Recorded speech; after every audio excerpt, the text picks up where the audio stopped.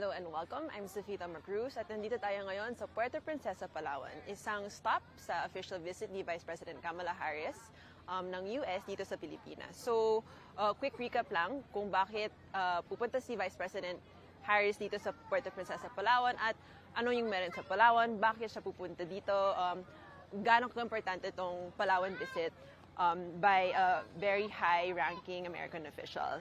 So siguro quick background lang muna. Yung current ongoing visit of Vice President Harris is the highest so far of a U.S. official under the Marcos administration. Vice President Harris will also be the highest-ranking U.S. official to ever visit Puerto Princesa, Palawan. But maybe one big question surrounding her trip here to the Philippines is why even visit the island in the first place? Well, we can list a few reasons now. First of all, a lot of this is happening also in the context of the Philippines' dispute with China in the South China Sea and in the West Philippine Sea. Palawan is the island that's closest to that dispute. It's known sometimes as the last frontier of the Philippines kasi ito nga yung island na pinakamalapit sa West Philippine Sea. The part of the South China Sea that belongs to the Philippines. So malapit lang talaga yung tubig sa West Philippine Sea kung saan nag-overlap yung claims of both the Philippines and China. It also pays home to a lot of fishermen whose livelihoods have been affected by the dispute. Over the years, there have been reports now that fishermen who come here, who live here, and also many fishermen who make Palawan their last stop and go to the West Philippine Sea have had face difficulty and increasing challenges in trying to make a living out in the waters there because it's become more crowded with foreign vessels, including those from China, who have fished more in the West Philippine Sea. Puerto Princesa is also home to important outposts such as the Western Command of the Armed Forces of the Philippines. So soldiers in that command are tasked with defending Philippine waters.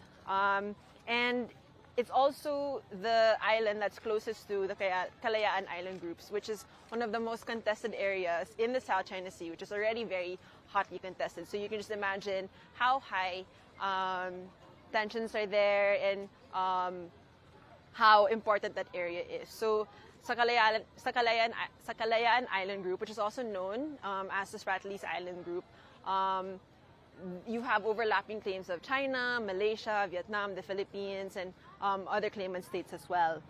So in many ways, Palawan is this place where you have a vantage point to that very intense maritime dispute.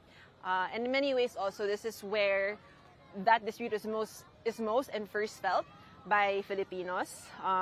So residents are among the first to feel the effects of high tensions and any sort of conflict that might happen in the West Philippine Sea. In fact, just today, we learned about a report that reminds us of the simmering tensions in between Manila and China and the West Philippine Sea. We learned, of course, earlier today that from a report from the AFP that there was a Chinese Coast Guard vessel that forcefully seized some unknown debris that was floating in waters near Pag-asa Island, also known as T2 Island. So, according to reports from officials, this happened with the China Coast Guard blocking the path of Filipino sailors and later on eventually cutting the line that was towing the unknown object towing the unknown object to Filipinos. And so, apart from that, there are also reports that blasts or repeating sounds were heard by residents near Pag-asa, although this is still being verified by officials and there's no more information yet on what the costs might be. But according to some experts who have been watching the issue and commenting on the issue closely, some of the repeating sounds that were compared to blast-like sounds could be from Subi Reef, which of course is a Chinese military outpost that China has built artificially, and according to an international ruling that the Philippines won against China was illegal.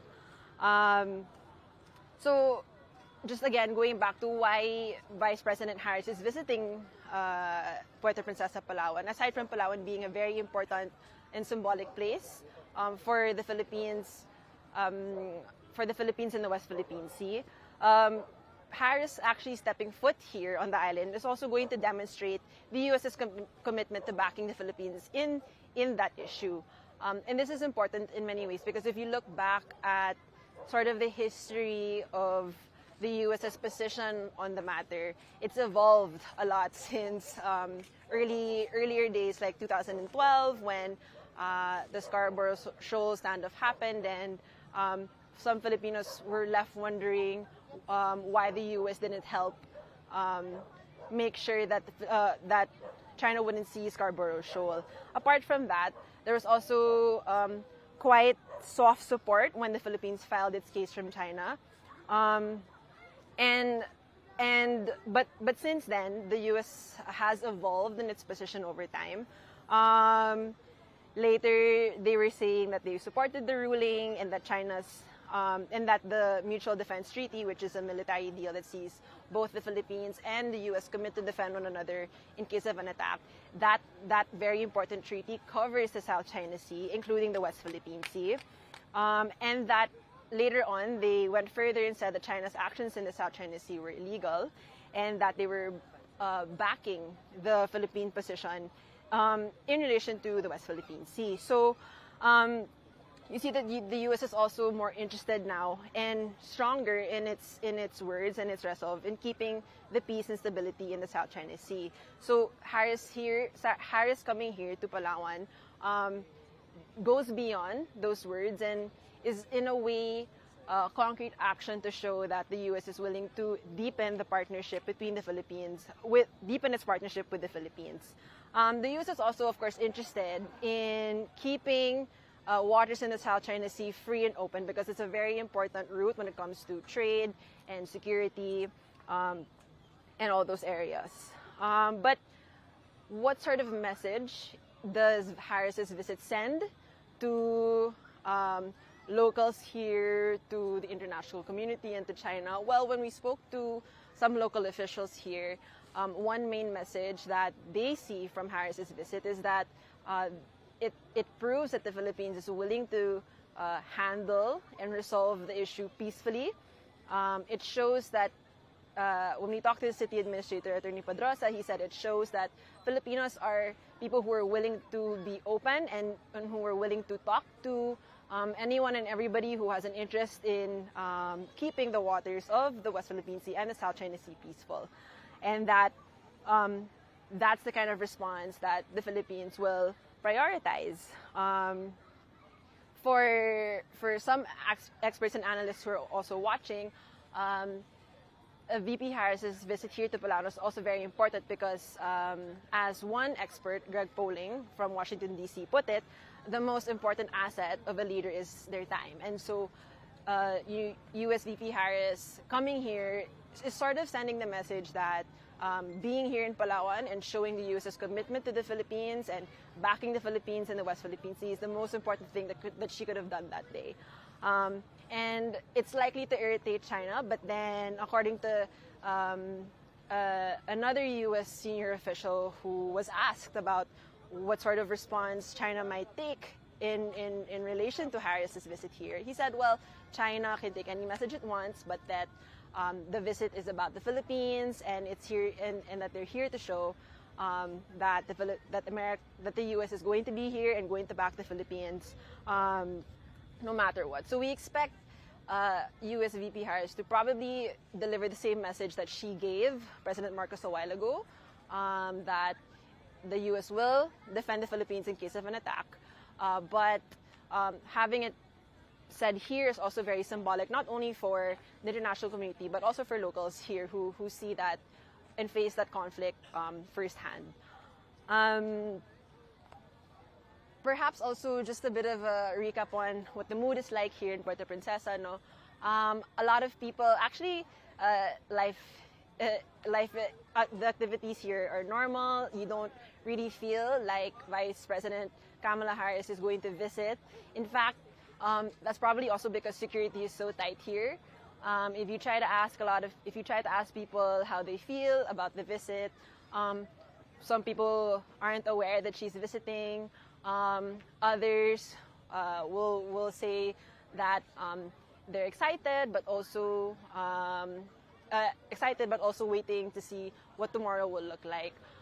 So just a quick guide also of what we expect tomorrow. We expect Harris to be here sometime in the afternoon, and she is expected to visit a community that is affected, whose fishermen are both affected by the dispute in the West Philippine Sea and also climate change, because Palawan is an island that sees the effects also of climate change firsthand.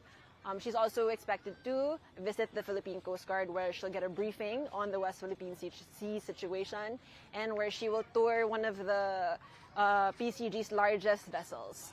There's been a lot of U.S. support that's been poured into the PCG, and so that visit is supposed to be one way that she sees what else could be done, and what assistance, the effects of the assistance so far from the U.S. Apart from that, she's also supposed to be giving an important speech on both the U.S.'s position in the South China Sea, and also how it plans to help the Philippines further shore up its own position in that area. So we'll be here tomorrow giving you updates from that. Follow us live on Rappler. And for any more information, please read our stories, and we'll see you tomorrow.